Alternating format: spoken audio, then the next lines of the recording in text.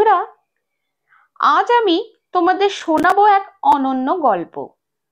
যখন ভগবান শ্রীকৃষ্ণ অর্জুনকে দেখিয়েছিলেন তার বিরাট রূপ, একটা এমন মুহূর্ত যা বদলে দিয়েছিল শুধু অর্জুনের জীবন নয়, গোটা মানব জাতির দর্শন।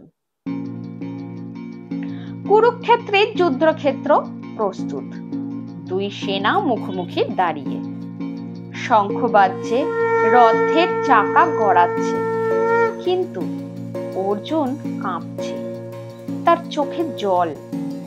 সে বলছে, হে কৃষ্ণ, আমি কিভাবে যুদ্ধ করব? উপরে দাঁড়িয়ে আছেন ভীষ্ম পিতামহ, গুরু দ্রোণ, আমার ভাইরা, আমার আত্মীয় স্বজন, তাদের রক্তে আমি বিজয় চাই না। ধনুক তার হাত থেকে পিছলে পড়ছে। অর্জুন তখন যোদ্ধা নয়, এক দ্বিধাগ্রস্ত মানুষ। শ্রীকৃষ্ণ শান্ত কণ্ঠে বললেন, অর্জুন, তুমি কেবলমাত্র এক যন্ত্র।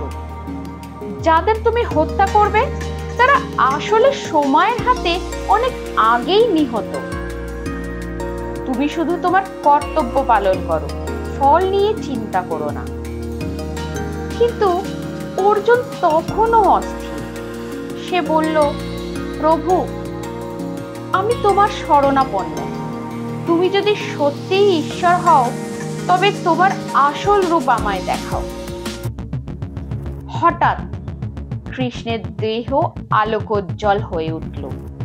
অর্জুন দেখল অসংখ্য মুখ একসাথে কথা বলছে, অসংখ্য চোখ মহাকাশ ভরে তাকিয়ে আছে, হাজার হাজার হাত আকাশে বিস্তৃত। সূর্য, চন্দ্র তার নয়ন, সমস্ত গ্রহ নক্ষত্র তার দেহে লীন। অর্জুন দেখতে পেল কৌরব সেনারা একে একে সেই বিশাল মুখে ঢুকে যাচ্ছে, যেন সময়ের আগুন তাদের গ্রাস করছে। সে কেঁপে উঠল, হে কৃষ্ণ, তুমি তো স্বয়ং মহাকাল, তুমি সৃষ্টি ও বিনাশের একমাত্র কর্তা। অর্জুন মাটিতে নত হয়ে বলল, প্রভু, আমায় ক্ষমা করো। আমি তোমায় বন্ধু ভেবেছি, সখা ভেবেছি। আজ বুঝলাম তুমি মহাবিশ্বের সর্বশক্তিমান ঈশ্বর। শ্রীকৃষ্ণ মৃদু হেসে বললেন, হে অর্জুন, আমি মহাকাল, আমি সবার জন্ম, আবার আমি সবার বিনাশ। যা ঘটছে তা আমারই ইচ্ছায় ঘটছে। তুমি শুধু তোমার কর্তব্য পালন করো, তুমি কেবল আমার ইচ্ছার মাধ্যম। জীবনে আমরা ভাবি আমরা কর্তা, কিন্তু আসলে কর্তা হলেন ভগবান। ধন, ক্ষমতা, অহংকার সব ক্ষণস্থায়ী। ঈশ্বরের প্রতি আত্মসমর্পণই মুক্তির পথ। কর্তব্য পালনই আসল ধর্ম।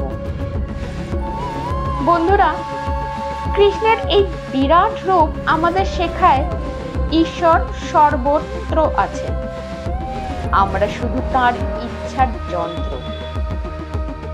এই গল্প যদি আপনাদের ভালো লেগে থাকে তবে লাইক, শেয়ার আর সাবস্ক্রাইব করতে ভুলবেন না। পরের বার আবার দেখা হবে নতুন গল্প নিয়ে। ততদিন ভালো থাকুন, ভগবানের আশীর্বাদে থাকুন।